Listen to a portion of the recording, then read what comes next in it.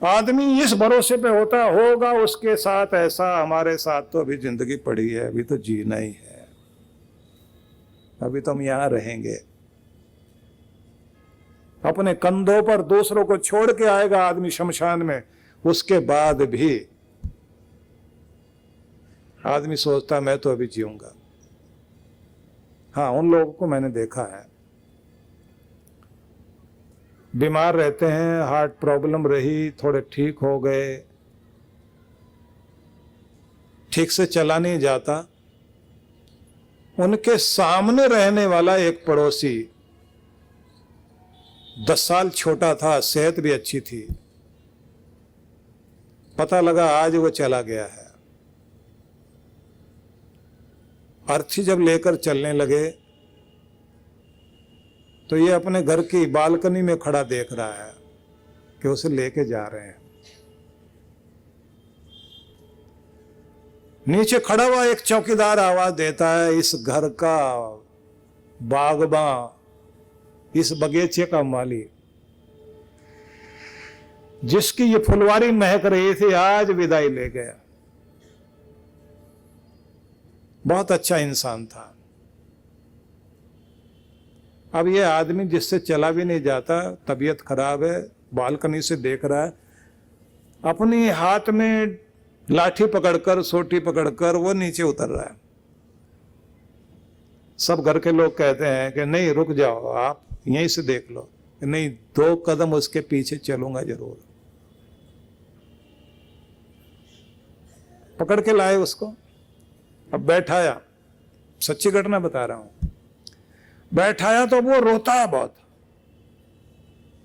घर के लोग कहते हैं वो तो तुम्हारा कोई भी नहीं था, सामने ही तो रहता था, उसके लिए क्यों रो रहे हो? ये आदमी कहता है दूसरे के लिए आदमी नहीं रोता, अपने लिए रोता है। उसकी विदाई की बेला आई, बेला तो मेरी भी आएगी, और मुझे तो इतने झटके भी आ चुके। आखिरी बार इस दुनिया की चकाचौंध देखेंगे और विदा हो जाएंगे, फिर रो क्यों रहे हो? कहता पांव ठीक नहीं है, शरीर ठीक नहीं है, न जाने कितने लोगों का दिल दुखाया, सबके पास जाके एक बार माफी मांगना चाहता हूं, पता नहीं कब विदाई हो जाए। कुछ मत पंथ और मजहब में एक रिवाज है कि आदमी को एक वक्त में जाकर तौबा कर लेनी चाहिए, माफी मांग लेनी चाहिए, कन्फेस कर लेना चाहिए अपनी गलतियों के लिए, शायद भार हल्का हो जाए। पर जो लोग रात दिन पागल होकर दौड़ रहे हैं, सोचने की फुर्सत है कहीं? और सच्चा ज्ञान भी मिलता हो तो लोग कहते हैं कि महाराज घंटा घर में प्रोग्राम हो रहा है, गुरुजी आए हुए हैं, अच्छी बात कह रहे हैं, लेकिन टीवी में भी तो आते हैं, वहीं सुन लेंगे।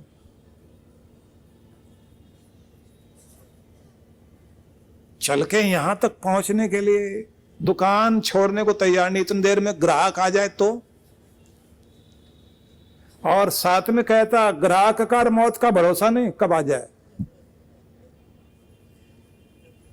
दुकान छोड़ने को तैयार नहीं।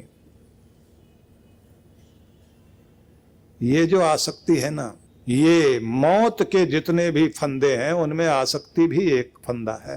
कृष्ण भगवान कहते हैं पहले मोह त्यागो, आसक्ति त्यागो। अटैचमेंट इतनी मत रख लेना किसी भी चीज के लिए कि वो तुम्हारे लिए जंजीर बन जाए। जंजीर बंधन है, लोहे की हो पहनना नहीं चाहेगा, सोने की हो जितनी भारी उतनी अच्छी है, सोने की है। सोने को जिसको भी कीमती समझ लिया, लेकिन वो जंजीर बन गया तो वो गले की फांसी है। तो कहते हैं अब उपयोग करो दुनिया का, दुनिया की चीजों का उपयोग करो, इस दुनिया में बसो, दुनिया का आनंद लो, लेकिन कोई भी चीज तुम्हारे गले की जंजीर न बन जाए। इसलिए पहले तो त्यागने वाली भावना भी याद रखना। ऐसे समझ लीजिए कि अटैचमेंट और डिटैचमेंट दोनों की प्रैक्टिस करो। छोड़ना पड़े तो छोड़ने को तैयार अभी तुरंत, और रह रहे हैं तो खूब आनंद से रह रहे हैं। तो कुछ लोगों ने कथाएं अलग तरह की सुनाई कि फकीर आया महल में और उसने जो है राजा को देख करके कहा, अच्छा आजकल तुम यहां रहते हो धर्मशाला में? बोले ये महल है, धर्मशाला क्यों कहते हो? बोले नहीं, पहले हम लोग आए थे तब यहां कोई और बैठते थे। बोले वो तो हमारे पिताजी थे। बोले और उससे पहले हम आए थे अपने गुरुजी के साथ, तब हम थोड़े और छोटे होते थे, बच्चे थे, तब हमने एक और दाढ़ी वाले बाबा यहां बैठे देखे थे इस धर्मशाला में। बोले वो हमारे दादाजी थे। बोले इसलिए तो हम इस महल को धर्मशाला कह रहे हैं, कभी कोई आके रह रहा है, कभी कोई आके रह रहा है, ये किसी के साथ नहीं जाती, ये चीज सब यही है। तो जिस घर में रह रहे हैं, कभी नेम प्लेट किसी की थी, उससे पहले और किसी की थी, उससे पहले और किसी की थी, आज हमारी है तो कल किसी और की लगने वाली है। तो संसार है परिवर्तनशील, उपयोग करिए, उपभोग कीजिए, आनंद लीजिए, खूब आनंद से रहिए, लेकिन अपने प्राण इनमें मत बसाइए। भगवान ने पहला संदेश ये दिया। दूसरा संदेश ये दिया कि जिस तरह दुनिया की चीजों में रमे हुए हो, उस तरह से तुम मुझ में रम जाओ तो तुम्हारा कल्याण होगा। क्योंकि दुनिया की कोई भी चीज रमने से दुख देगी, दुनिया के मालिक में रमने से सुख आएगा। माया के पीछे जाओगे, माया आगे भागेगी, माया को अपने पीछे दौड़ाओ। सुख साधन तुम्हारा पीछा करें, उनके पीछे तुम्हें दौड़ना ना पड़े। वस्तुओं के स्वामी बनना, वस्तुएं तुम्हारी स्वामी न बन जाए। तुम मुकुट सिर पे सजाओ, लेकिन मुकुट हो या कुर्सी हो इतनी बड़ी ना हो जाए कि वही दुखदाई बन जाए। तो भगवान में मन लगाएं, वस्तुओं में नहीं। दो बातें हो गई।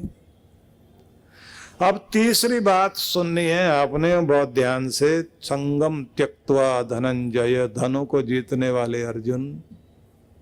धनंजय के दो अर्थ, बलों का स्वामी, धनों का स्वामी अर्जुन।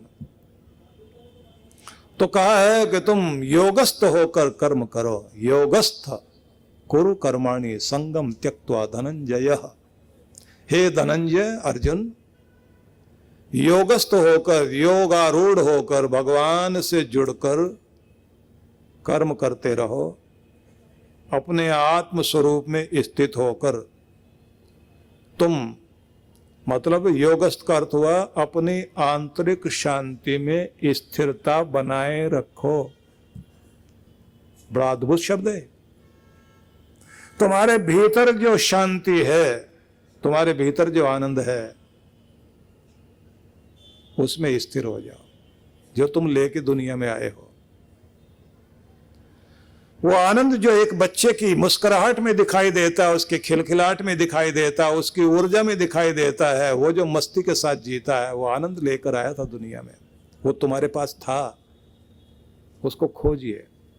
तुम्हारी मुस्कुराहट कहाँ लुप्त हो गई, तुम्हारी शांति कहाँ छिन्न भिन्न हो गई, तुम्हारा संतुलन कहाँ चला गया, उसमें स्थिर होने की कोशिश करो। आंखें बंद करके अपने अंदर झांको, थोड़ी देर अपने मौन में स्थिर हो जाओ। इतना सारा दिन बिजी रहते हैं ना हम लोग, तो इतने बिजी हो गए। और आजकल तो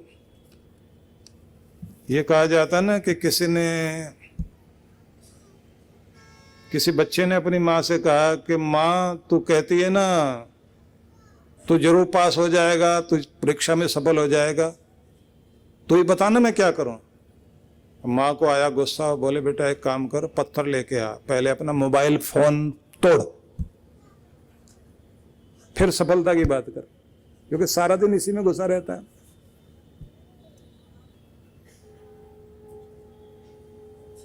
ये चीजें आपके उपयोग के लिए हैं, ठीक। अगर यही आपके लिए मुसीबत बन जाए तो गले की फांसी ये आ सकती है। भीतर की शांति में जैसे स्थिर हो जाएंगे। क्योंकि ये मैं इसलिए कह रहा हूँ क्योंकि हो सकता है आने वाले टाइम में आपको बसों के पीछे लिखा हुआ दिखाई दे या बोर्ड वोर्ड पर कि आपके लिए बाबा जी मिल रहे हैं जो आपसे व्हाट्सएप, फेसबुक और ये सब छुड़ाने का मंत्र बताएंगे।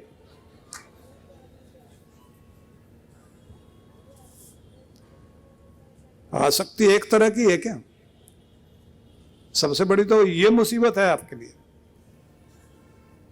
अपने साथ आप बैठ ही नहीं पाते, खुद से मिल ही नहीं पाते। कब मिलोगे खुद से? अपनी सेहत के बारे में सोच सकें, अपनी शांति के बारे में सोच सकें, अपनी मुस्कुराहट के बारे में सोच सकें। और एक बात और, एक चीज चलती है जो फिल्मों में चलती है, सनसनीखेज बनाए रखना, आदमी आंखें फाड़ के देखता रहे ऐसे। वही चीज सीरियल में, टीवी सीरियल में आदमी को इतना व्यस्त कर दो। अब आजकल मेडिकल साइंस के जो बढ़िया डॉक्टर हैं वो एक बात कह रहे हैं कि समस्या ये आ गई, सारा दिन आदमी चाहे कंप्यूटर के आगे, मोबाइल फोन के आगे, टीवी के आगे आंखें सामने ऐसे खोल के बैठता है ना, तो समस्या ये आ गई जो आंखों के अंदर छोटी छोटी ग्रंथियां होती हैं जो थोड़ी थोड़ी देर के बाद में पलक झपकने से वो जो स्राव आता है आंखों में, गीलापन, वो नहीं आ पा रहा। सामने हवा लग रही है और एकटक आदमी देख रहा है, तो आजकल आंखों के वो ग्रंथि कमजोर होने से आदमी की आंखों में वो लिक्विड नहीं आ पाता, आंखें सूखने लग गई, घाव होने लग गए, आंखें दर्द करने लग गई। अब डॉक्टर लोग ये सलाह देते हैं कि हर 10 सेकंड के बाद आपको पलक झपकनी चाहिए, नहीं तो आप अगर 10 मिनट कोई काम कर लेते हैं कैमरे के सामने, टीवी के सामने, कंप्यूटर के सामने, तो 10 मिनट बाद आप जो है आंखों को बार बार झपकें और खोलें, जिससे आंखें ठीक रहें। छोटे छोटे बच्चों की आंखें खराब हो रही। तो इस सब को बताने के साथ साथ मैं आपको फिर वहीं लेकर आता हूं कि ये आसक्ति हमारी संसार में किस तरह बांध देती है। हम अपने भीतर की चांदनी में स्नान करें, अपने भीतर की शांति में, अपने आनंद में आ सकें। थोड़ा एकांत में बैठना जरूर शुरू करो, अकेले में खुद से बात करना जरूर शुरू करो, और बिना बात के मुस्कुराने की आदत भी बनाओ। और कृष्ण भगवान ने तो बड़ा सुंदर शब्द कहा, सिद्धय सिद्धयो, सिद्धि असिद्धि, सफलता असफलता, समो भूत्वा, दोनों में समान होकर जीवन जियो और अपने कर्तव्य कर्म को करो। संतुलन ही योग है, बैलेंस बनाकर जिंदगी जीना, कृष्ण भगवान कहते हैं इसी का नाम योग है। और अगर ये योग तुम्हें आ गया तो यही मन की शांति भी देगा और यही तुम्हें सफलता भी प्रदान करेगा। इसलिए संतुलन बनाना सीखो। अब बैलेंस कैसे बनाना? सबसे पहली बात, जिंदगी जियोगे तो मान भी रहेगा, अपमान भी रहेगा, सुख भी रहेगा, दुख भी रहेगा, गर्मी रहेगी, सर्दी रहेगी, लाभ भी होगा, हानि भी होगी। आए हैं तो जाएंगे भी, पाया है तो खोना भी पड़ेगा, मिले हैं तो बिछड़ेंगे भी। ये संसार है द्वंद्व में। इस दुनिया में समझदारी और ऊंचाई इस बात पर निर्भर करती है कि आप कितना जल्दी अपने आप को संभाल कर अपना बैलेंस बनाते हैं। जितना जल्दी बैलेंस बनाते हैं उतने ही बड़े इंसान और समझदार इंसान कहलाते हो। बस ये सीखना है आपको। किसी भी बात को इतना ज्यादा दिल को मत लगाओ कि वो आपको नींद छीन ले। अगर अच्छी नींद सो सकते हो और खुलकर हंस सकते हो तो भीतर की शांति कुछ तो सुरक्षित है। अपनी नींद को बेहतर बनाइए, क्वालिटी वाली नींद, क्वालिटी वाली गुणवत्ता वाली नींद वो है जिसमें आप बहुत शांत होकर अपने भीतर प्रवेश करें और जागें तो आप ये कह सकें बहुत सुख से सोया, अच्छी नींद आई, ताजगी चेहरे पर आए। तो 2 शब्द याद रखने हैं। शांति में सोना सीखें और आनंद में जागना। आनंद में जागना और आनंद में जीना आ जाए और शांति में सोना और संतुलन बनाना आ जाए तो जिंदगी सफल हो जाए। बस ये आपको याद रखना। हर दिन प्रातः जागकर शांत होकर गहन मौन में साइलेंस में स्थिर होकर लंबी गहरी सांस हर किसी को लेनी चाहिए और उसके बाद अपने जीवन की जितनी भी अच्छी चीजें घटी हों और भगवान ने आपको जो भी कुछ अच्छी देन दी है वो सब के बारे में सोचते हुए परमात्मा को थैंक्स करें, थैंकफुल हों, धन्यवाद करें, कृतज्ञता प्रकट करें और आनंद से अपने आप को भरें और महसूस करें उसकी मेहर होती जा रही है और मैं आनंदित होता जा रहा हूँ। मेरा भाग्य जाग रहा है, सोने की किरणें बिखरी हैं धरती पर मेरा भाग्य जगाने के लिए। मैं परमात्मा तेरा लाख लाख शुक्र मनाता हूँ, तेरे नाम के सहारे आज के दिन की शुरुआत करता हूँ। इस तरह से हर दिन शुरुआत करें।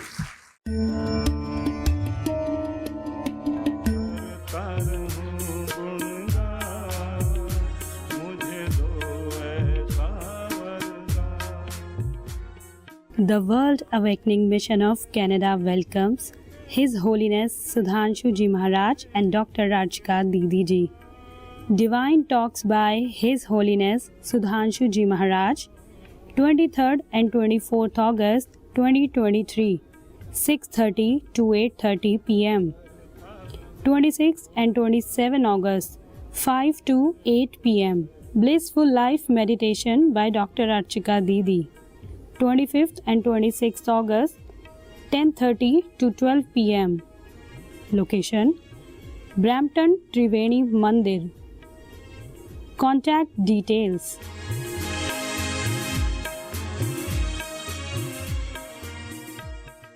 अन्नपूर्णे सदा पूर्णे शंकर प्राण वल्लभे ज्ञान वैराग्य सिद्ध्यर्थम भिक्षाम देहि चा पार्वती। अर्थात हे अन्नपूर्णे आप सदा पूर्ण हैं, भगवान शंकर की प्राण वल्लभा हैं। हे माँ पार्वती अन्नपूर्णा आप मुझे भिक्षा दे जिससे हमारे ज्ञान वैराग्य की शुद्धि हो जाए। सेवा आज जिस संस्थान का पर्याय बन चुकी है वो है पूज्य श्री सुधांशु जी महाराज के सानिध्य में संचालित विश्व जागृति मिशन। सेवा के क्षेत्र में मिशन की एक और नई पहल अन्नपूर्णा योजना। इस योजना में आप अपने एवं अपने परिवार जनों के जन्मोत्सव, विवाह की वर्षगांठ तथा दिवंगत परिजनों की पावन स्मृति में आनंद धाम आश्रम में स्थित गुरुकुल के ऋषि कुमारों एवं वृद्धाश्रम के वृद्ध जनों को सहभोज करा सकते हैं। इस अवसर पर प्रातः गुरुकुल के ऋषि कुमारों द्वारा वैदिक मंत्रोच्चारण के साथ आपके एवं आपके परिवार की मंगल कामनाओं के निमित्त यज्ञ का आयोजन किया जाता है। यजमान की सुख, समृद्धि और दीर्घ आयु के लिए प्रार्थना भी की जाती है। दोपहर को सहभोज का आयोजन होता है। आप सपरिवार आनंद धाम पधारे, यज्ञ में भाग लें और अपने हाथों से भोजन कराकर पुण्य लाभ एवं आत्म संतुष्टि के भाव से जीवन को आनंदमय करें। इस योजना से जुड़ने के लिए एवं अधिक जानकारी के लिए संपर्क करें 958-2954-200, 9560792792। सहयोग राशि भेजने के लिए हमारा अकाउंट डिटेल है